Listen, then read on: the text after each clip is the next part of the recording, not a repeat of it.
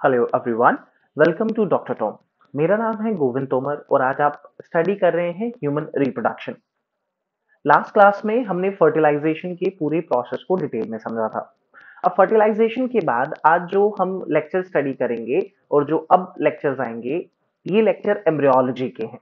So we are studying embryology. So what is embryology? Embryology, it is the study to understand the formation of embryo, right? तो अब जो है हम यहाँ embryo की formation जो है किस तरीके से होती है इस बात को डिटेल में समझेंगे। देखिए लास्ट क्लास में फर्टिलाइजेशन का जो रिजल्ट था that was zygote formation.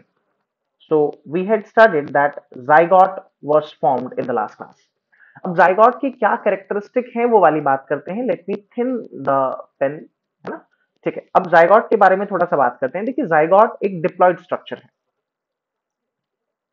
Diploid से मेरा मतलब है कि यहाँ जो प्लॉइडी है वो वापस से गेन कर ली गई है। We know that gametes are haploid and gametes के फ्यूजन के बाद जाइगोट बन रहा है और ये जाइगोट डिप्लॉइड है। इसमें 46 क्रोमोसोम्स हैं। So this zygote has 46 chromosomes. अब ये जाइगोट एक सिंगल सेल स्ट्रक्चर है। This zygote a single cell structure, right everyone? ये जो जाइगोट है ये सिंगल सेल स्ट्रक्चर है। अब इसमें बहुत सारे डिवीजन होंगे। अब जो ये डिवीजन यहाँ होंगे इन सभी डिवीजन को हम लोग क्लीवेज बोलते हैं। क्लीवेज एक स्पेसिफिक स्पेशल टाइप का डिवीजन है। क्या डिफरेंसेस हैं क्लीवेज में और किस तरह का डिवीजन होता है वो वाली बात हम लोग करेंगे। तो अब इस जाइगोट में डिवीजन होंगे और इस डिवीजन के बाद जो रिजल्ट आएगा we are having the formation of morula. Morilla is formed, and then we will study the formation of blastula, and then formation of blastocyst.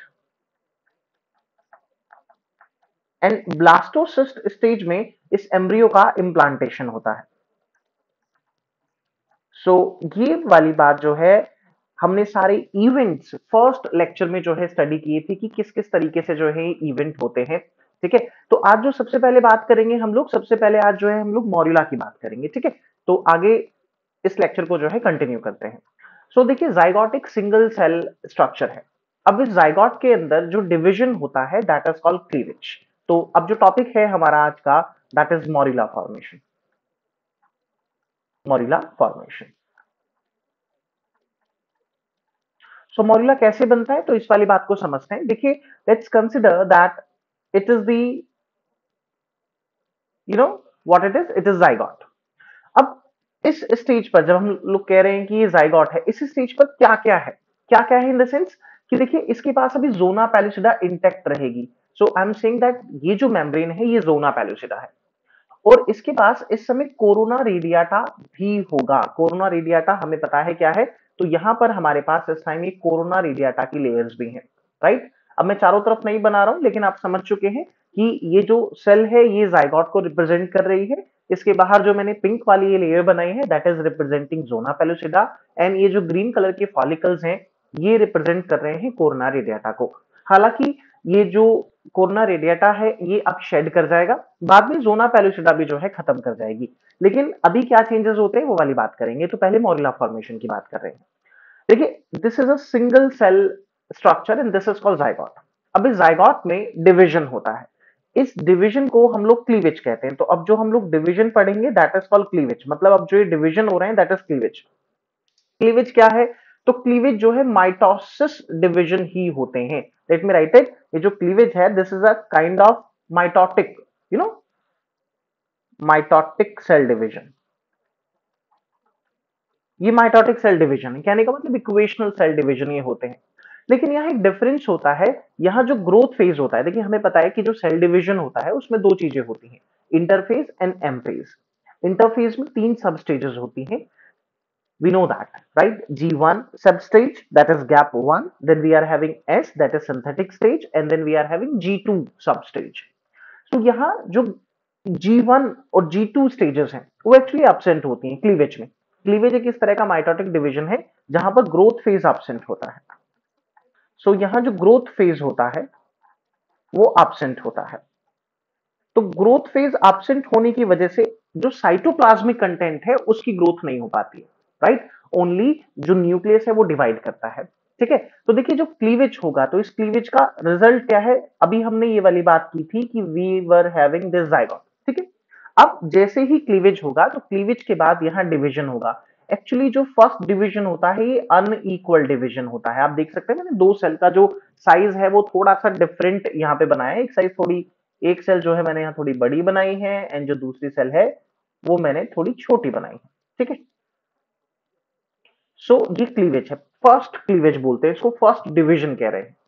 First division जो है लगभग 24 आवर्स में हो जाता है, तो ये पहला जो है क्लीवेज डिवीजन यहाँ हुआ है, तो that is a first cleavage. First cleavage everyone fertilization के 24 आवर्स में हो जाता है।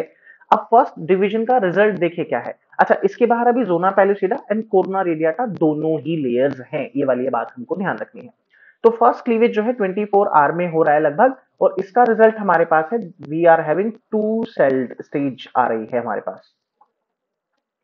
सो ये वाली जो स्टेज देख पा रहे हैं ना, जिसमें अभी यहाँ आपने दो सेल देखी हैं, let me change the colour for a minute and then I will explain.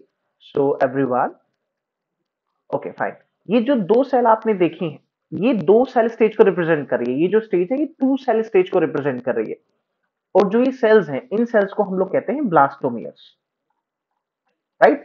So these cleavage are mitotic division जहां ग्रोथ फेज एब्सेंट है, एंड ये क्या प्रोड्यूस कर रही हैं, ये ब्लास्टोमियर प्रोड्यूस कर रही हैं। हर डिवीजन के बाद जो ये सेल है ये ब्लास्टोमियर होती जाएगी, ठीक है।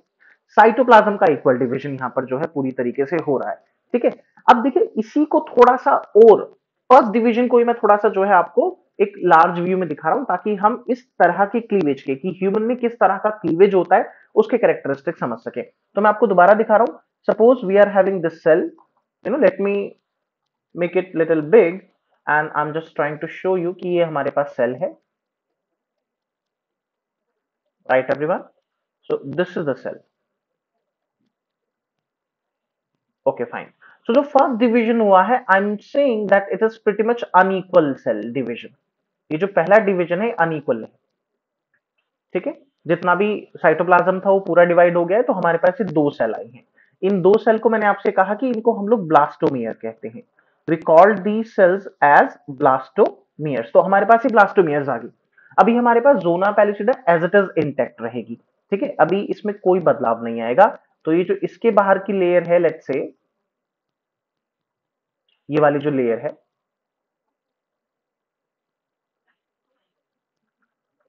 this layer I'm saying this is called zona pellucida, this is called zona pellucida। Zona pellucida के बाहर जो हमारे पास लेयर है, we are having corona radiata, one ऐसे चारों तरफ, right everyone. So this is corona radiata. अब देखिए फर्स्ट डिवीजन हुआ है ना, क्लीवेज हुआ है। क्लीवेज के बाद दो सेल स्टेज आ गई हैं, तो इस सिचुएशन को, ये जो अभी आप सिचुएशन देख रहे हैं, इस स्थिति को हम लोग दो या टू सेल स्टेज क्यों कह रहे हैं, क्योंकि हमारे पास यहाँ दो सेल है। इस वाली बात को आप समझ लीजिए। अब ये यहां हुआ है। अब क्वेश्चन जो आता है वो किस तरीके से पूछा जाता है, वो वाली बात मैं आपसे यहां पर डिस्कस करूंगा कि किस तरह का क्वेश्चन यहां फ्रेम होगा क्लीवेज को लेते हुए। तो again let me change the colour of this pen, and मैं इसको थोड़ा थिन कर लेता हूं। I think I not need to be, but चलिए। अब हम इस क्लीवेज का पैटर्न लिख रहे हैं, मेरी बात अब ध्यान से सुनिएगा। देखिए जो ह्यूमन में जो क्लीवेज हो रहा है, this type of cleavage is holoblastic. पहली बात तो ये समझते हैं कि ये होलोब्लास्टिक क्लीवेज है। अब क्वेश्चन आता है कि होलोब्लास्टिक क्लीवेज का मतलब क्या होता है। तो देखिए होलोब्लास्टिक क्लीवेज का मतलब है कि जो कंप्लीट साइटोप्लाज्म है, जो भी इसमें साइटोप्लाज्म था उसका कंप्लीट डिवीजन हो गया। So there is a complete division of cytoplasm. इसका मतलब ये है there is a complete division of cytoplasm. तो पहली बात तो ये कि जो ये क्लीवेज है ये होलोब्लास्टिक टाइप का है। ह्यूमंस की हम बात कर रहे हैं मेनली, ठीक है। जो फर्स्ट डिवीजन है, मैं कह रहा हूं फर्स्ट डिवीजन जो है वो अनइक्वल होता है। अनइक्वल का मतलब मैंने आपको बता ही दिया है कि यहां पर जो दो सेल्स बनी है ये अनइक्वल साइज की बनी है। प्लेन क्या है, अच्छा प्लेन डिस्कस करने से पहले, I think let me write it here, okay. Plane discuss करने से पहले लेट मी टेल यू कि जो एक क्लीवेज का टाइप है ये इनडेटरमिनेट है। Late me write it here itself. ये इनडेटर्मिनेट क्लीवेज है। देखिए इस बात को समझिए, इनडेटर्मिनेट क्लीवेज का मतलब क्या होता है? इनडेटर्मिनेट क्लीवेज का मतलब होता है कि जो ये दो ब्लास्टोमियर बने हैं अभी हमारे पास, इनका कोई फेट डिसाइडेड नहीं है। इस बारे में कुछ भी डिसाइडेड नहीं है कि ये सेल्स क्या बनाएंगी मतलब कि इनका कोई कुछ कंफर्म नहीं है। ठीक है, अभी तक कुछ डिसाइड नहीं हुआ है। जैसे जब हम लोग गैस्ट्रोलेशन डिस्कस करेंगे तब वहां फेट डिसाइड हो जाएगा, वहां जर्म लेयर बनेंगी लाइक एक्टोडर्म, एंडोडर्म, मीजोडर्म। तो वहां ये फेट डिसाइड हो जाएगा कि कौन सी जर्म लेयर क्या स्ट्रक्चर बनाएगी। यहां ऐसा कुछ डिसाइड नहीं है इस समय। तो इनडेटर्मिनेट का मतलब क्या होता है? इनडेटर्मिनेट का मतलब होता है fate of cell is not decided. Fate of these cells, fate of these blastomeres is not decided.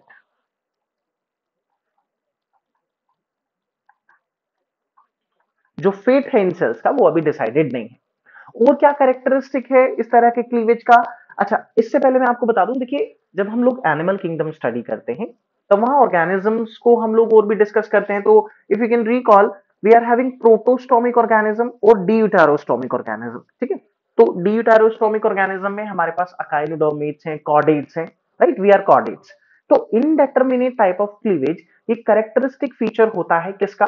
That is a characteristic feature of deuterostomes. ठीक है, प्रोटोस्टोम में ऐसा नहीं होता, वहां पर मोजाइक डेवलपमेंट देखने को मिलती है। क्या होता है हम लोग बाद में बात कर लेंगे। ठीक है, तो ये जो क्लीवेज है ये होलोब्लास्टिक है, इसका रिजल्ट ब्लास्टोमियर प्रोड्यूस कर रहा है, अनइक्वल डिवीजन है, इनडेटर्मिनेट क्लीवेज होता है ये।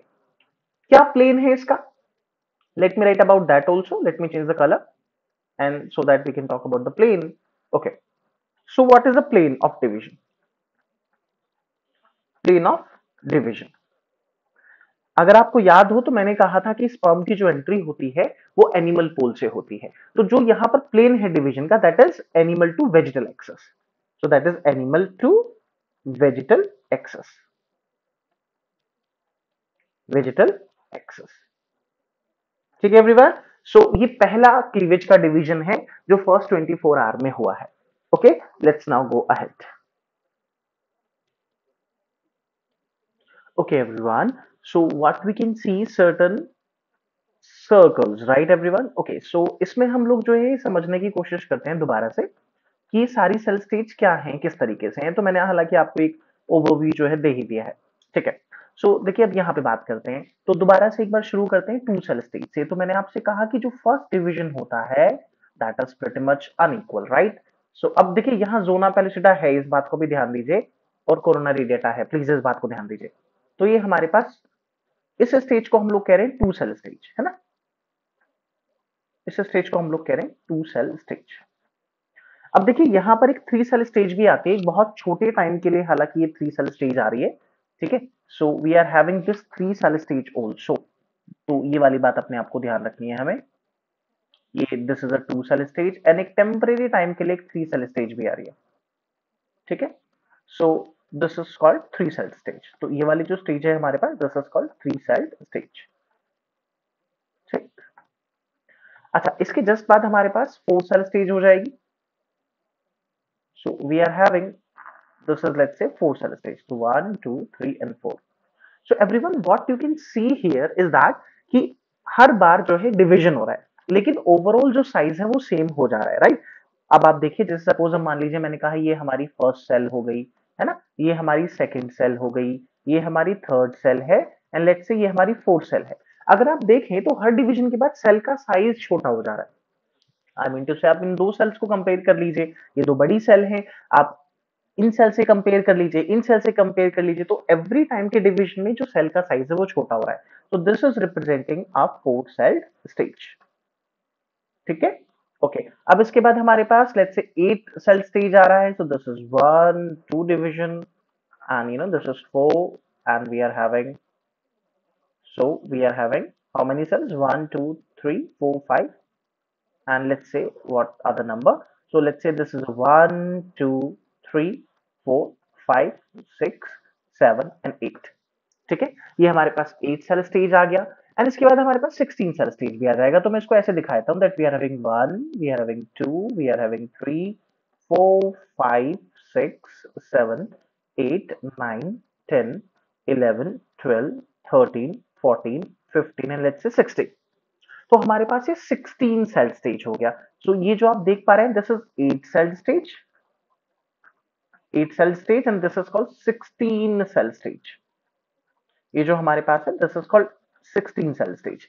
देखो हुआ क्या है, हर बार सिर्फ माइटोसिस ही हुआ है यहाँ पर, बट यहाँ ग्रोथ फेज एब्सेंट है। ये वाली बात जो है हमें यहाँ ध्यान रखनी है कि यहाँ पर ग्रोथ फेज एब्सेंट है।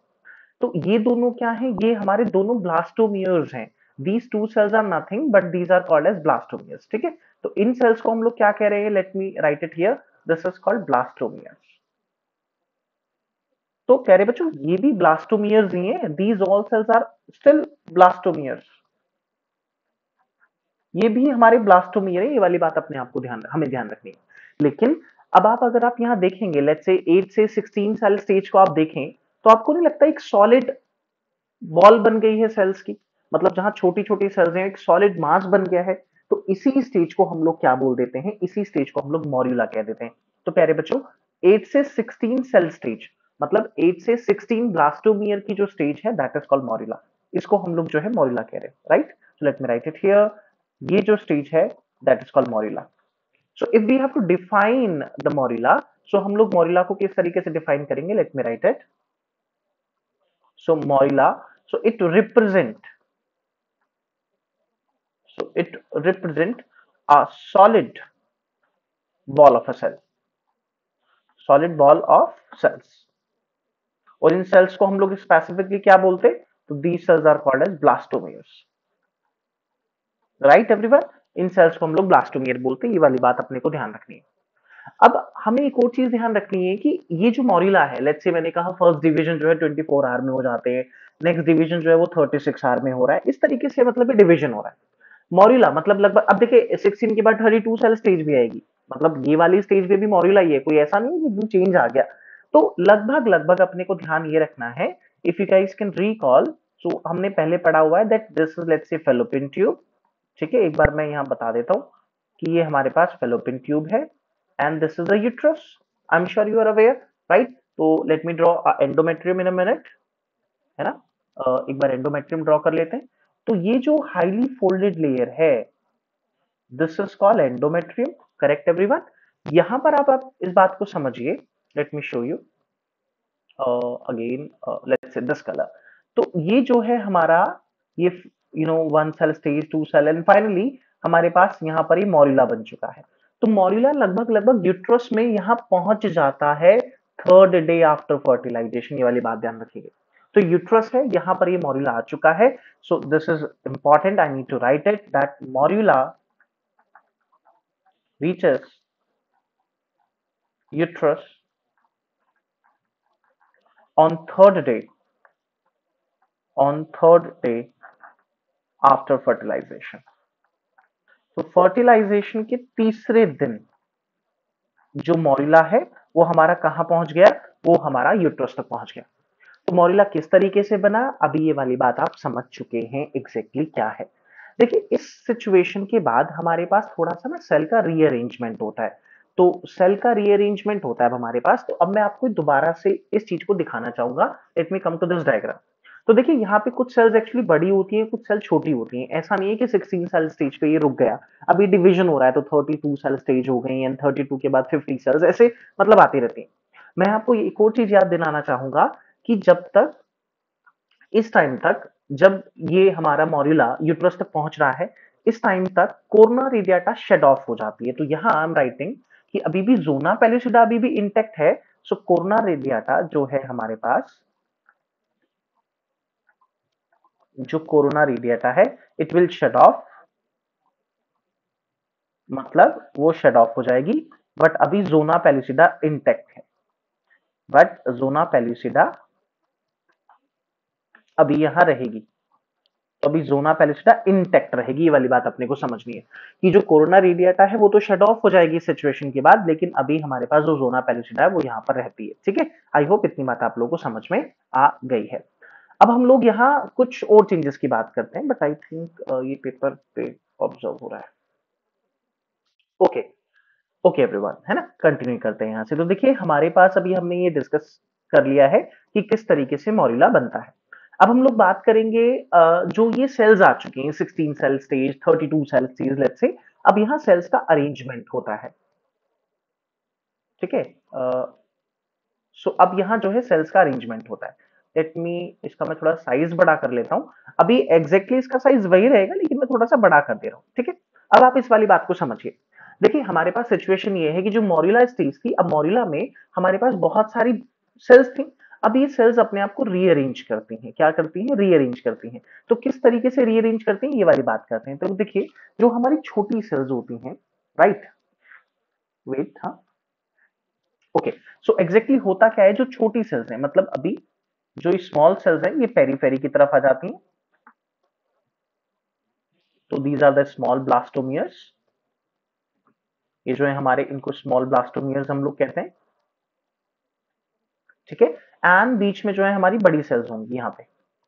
मतलब डिवीजन होने के बाद अभी छोटी बड़ी सेल्स एक दूसरे में थी, मतलब एक बीच में यूनिफॉर्म फैशन में नहीं अरेंज थी।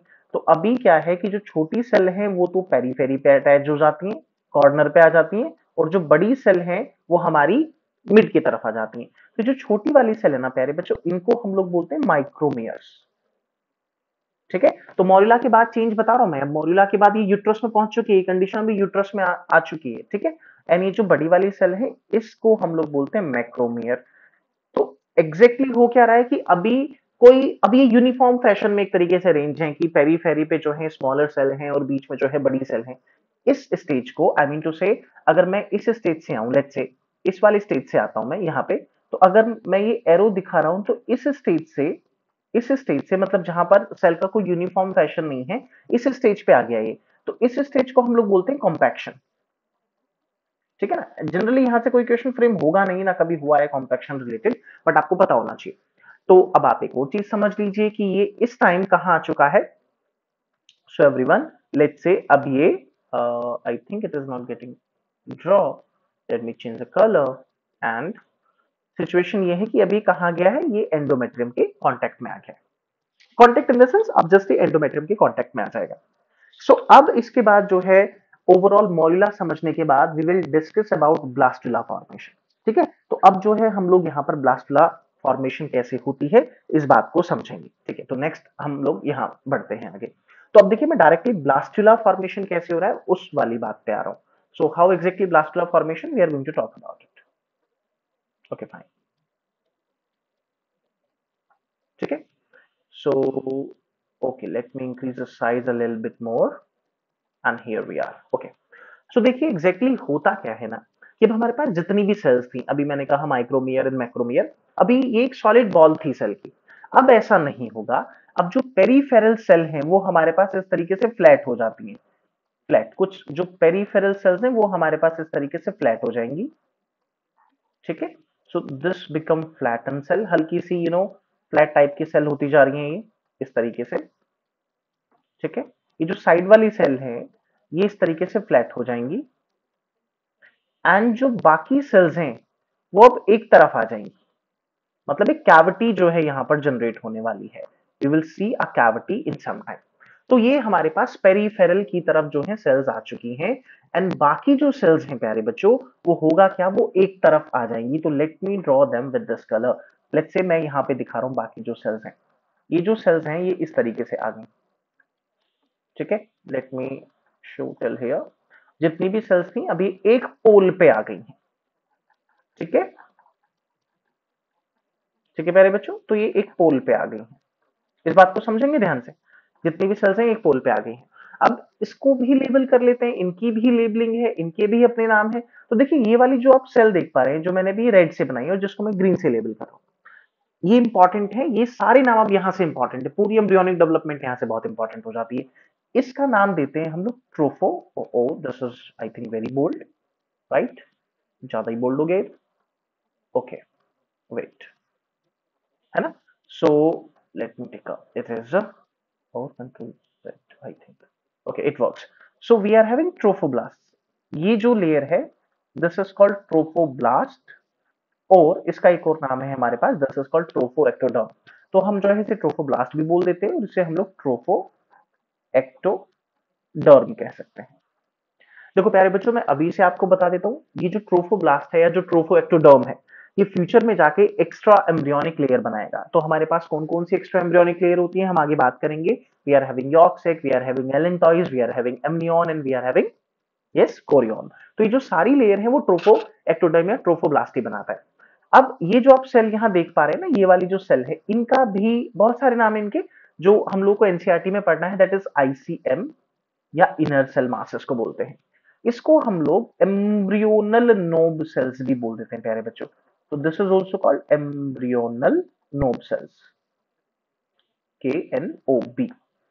This is okay wait, this is KNOB, embryonal knob. इसे हम सिंपल एम्ब्रियोनल सेल भी बोल देते हैं, क्योंकि ये हमारा एम्ब्रियो बनाएंगे, ठीक है। सो आगे आगे कुछ चेंजेस आएंगे, डोंट वरी अबाउट इट। तो ICM stand for inner cell mass, this is called as inner cell mass, ठीक है प्यारे बच्चों। एंड ये जो ट्रोफोब्लास्ट की लेयर है, एक चीज अपने को यहीं पर ध्यान रखनी है। देखिए ये वाली जो सेल, जो लेट्स से मैंने कहा, ये ऊपर वाली सेल जो आप देख पा रहे हैं, जो डायरेक्टली ऊपर से ट्रोफोब्लास्ट के कांटेक्ट में है, that is called Rauber's cells. ये बाद में हालांकि डीजनरेट हो जाती हैं, but these cells are called Rauber cells, ठीक है। अच्छा, आपको यहाँ कैविटी दिखाई दे रही है बीच में, राइट। इस कैविटी को हम लोग बोल देते हैं, yes everyone you can assume and what you are thinking is completely right. Yes, what it is called as, this is called as blastocele. This cavity is called as blastocele. ये cavity है। तो ये जो structure अब आपके सामने है, ये ब्लास्टुला स्टेज कह सकते हैं यहाँ पे से, कि ये जो स्टेज है that is called blastula. And this structure what you are observing right now, let me again change the color. This is, we call it as blastocyst. तो इस स्टेज को हम लोग जो है ब्लास्टोसिस्ट कहते हैं। देखिए इस स्टेज में इम्प्लांटेशन होता है, मैं आपको बता दूं, इस स्टेज में इम्प्लांटेशन होगा। मैं आपको फिर से याद दिलाना चाहता हूं कि ये अभी किसके कांटेक्ट में आ चुकी है, ये कांटेक्ट में आ चुकी है एंडोमेट्रियम के। अब धीरे धीरे लेट्स से ये एंडोमेट्रियम के कांटेक्ट में आएगी। सो ये यहां पर हमारे पास एंडोमेट्रियम के कांटेक्ट में है। अब एग्जैक्टली क्या होगा इम्प्लांटेशन में, वो हम अब जो है अपने नेक्स्ट लेक्चर में बात करेंगे कि इम्प्लांटेशन कैसे होता है, ठीक है। इम्प्लांटेशन मैं आपको नेक्स्ट क्लास में पढ़ाऊं, उससे पहले मैं अब आपको कुछ इंपॉर्टेंट चीजें बता देता हूं, ठीक है। अभी हम लोग धीरे धीरे ये सारी चीजें करेंगे, बट मैं आपको बता देता हूं कि ये जो ट्रोफोब्लास्ट की लेयर है ना, ये हमारी एक्स्ट्रा एम्ब्रियोनिक लेयर बनाएगी। तो अभी मैं नेक्स्ट लाइन में लिख देता हूं, चलिए नेक्स्ट पेज में फिर से मैं बता देता हूं। ये जो लेयर है, दिस इज एंडोमेट्रियम, ठीक है। ये एंडोमेट्रियम है, और ये स्टेज जो आ चुकी है ब्लास्टोसिस्ट की स्टेज है। ये जो कैविटी फॉर्म हो चुकी है, this is called blastocoel. Endometrium से यहाँ न्यूट्रिटिव फ्लूइड आता रहता है, ठीक है। इस टाइम एंडोमेट्रियम बहुत ग्लैंडुलर हो चुकी है। मैं अब आपको नेक्स्ट क्लास में बताऊंगा अब इम्प्लांटेशन में कि क्या क्या चेंजेस आते हैं, ठीक है। एक बात और यहाँ पर हम लोग कर लेते हैं कि देखिए जितना भी एम्ब्रियो बनेगा, तो आईसीएम है जो, अभी इसके भी दो फेट हो जाएंगे, मतलब ये आगे जाके अरेंज हो जाता है। मैं आपको फिर बता देता हूँ, ये अभी अरेंज होगा दो लेयर में। वो दो लेयर हो जाएंगी एपीब्लास्ट और हाइपोब्लास्ट, ठीक है। देखिए एग्जैक्टली एम्ब्रियोलॉजी आप लोग जब अपनी एमबीबीएस करेंगे तो वहां और डिटेल में समझेंगे। अभी हम लोग अपने नीट पॉइंट ऑफ व्यू से समझ रहे हैं कि जहां से हमारा क्वेश्चन फ्रेम हो सकता है। अदरवाइज एम्ब्रियोलॉजी मतलब it is simple but it is not that simple, ठीक है ना। हम लोग आगे और डिटेल में समझेंगे। तो अभी मैं यहाँ लिख रहा हूं अभी के लिए, नेक्स्ट लेक्चर में और हो सकता है गेस्ट रिलेशन के टाइम में आपको बताऊं कि एम्ब्रियो एपीब्लास्ट से बन रहा है, बट अभी मैं लिख रहा हूं कि ये ICM will help to form embryo. ये हमारा जो है एम्ब्रियो बनाएगा। एंड एग्जैक्टली देखिए, वैसे तो एपीब्लास्ट जो है एम्ब्रियो फॉर्मेशन में हेल्प करता है, बट अभी आपने को ध्यान रखना है ICM will help in the formation of embryo. And जो हमने ट्रोफोब्लास्ट लेयर डिस्कस की है, या जिसको हम लोग ट्रोफोएक्टोडर्म कह रहे हैं, you can recall that this trophoectoderm, ये हमारी एक्स्ट्रा एम्ब्रियोनिक लेयर बनाता है। It help in the formation of extra embryonic layers. So कौन कौन सी extra embryonic layer, we are having four, we are having let's say chorion, ठीक है। We are having amnion, we are having yolk sac, and we are having allantois, अब हम लोग आगे इनके फंक्शन भी समझेंगे, डिटेल देखेंगे, बट आपको ध्यान रखना है नेक्स्ट लेक्चर में मैं आपको कोरियोनिक विलाय पे लेके चलूंगा कि कोरियोनिक विलाय किस तरीके से बन रही है, ट्रोफोब्लास्ट किस तरीके से डिफरेंशिएट कर रहा है, क्या होता है सिंसिटो ट्रोफोब्लास्ट और क्या होता है साइटोट्रोफोब्लास्ट। तो इसके साथ प्यारे बच्चों इस लेक्चर को यहीं एंड करते हैं मोरिला और ब्लास्टुला फॉर्मेशन के साथ। आई होप आपको ये चीजें क्लियर हुई होंगी and if you are liking these lecture, अगर ये आपके लिए हेल्पफुल हैं तो do subscribe to the channel, do like and do share. Thank you everyone. इसके साथ नेक्स्ट लेक्चर में मिलेंगे इम्प्लांटेशन।